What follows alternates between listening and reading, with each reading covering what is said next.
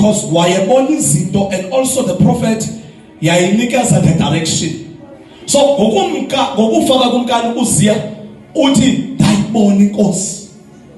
Ithi lento umuntu uyakwazi, because ukwazana noThixo nokuba ne-encounter or ubudlelwane naye is two different things. Because uThixo uyathetha noIsaya uyanika direction, but umazi njengoba uThixo.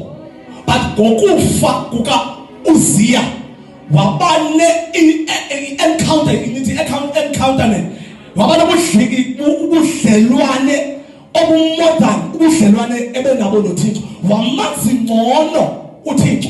That means uyakwazi uqhubekeke ngobishop but akazange wamazi, zange ne touch, zange ambone amthatha uThixo spiritually and otherwise.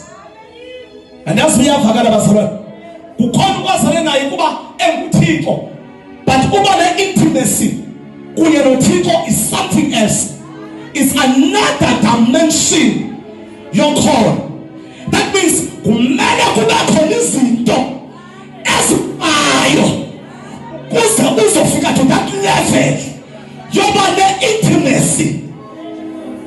And abantu siyaba sonke basalwana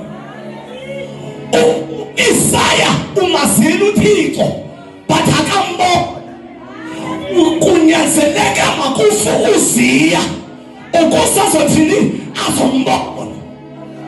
Kunezinto makholwa omele zife ukuze uzoba nobudlelwane. Bayithoba nabenfayo okwasana naye is not enough. Kumele uba nomvumelelwano is another level, is another spiritual level. Emangeli ntoba kumele ntoba kube nezinto zingamayo ukuze uzosondele. Ndifuna abantu abayi-3 mzalwane, dlula ku-level yomazi ufike ku-level yokwazana, ngoba waziwa kuwe akakakwazi. Kunezinto abalosibulale, kunezinto odlule kuzo ukuze uzosondela.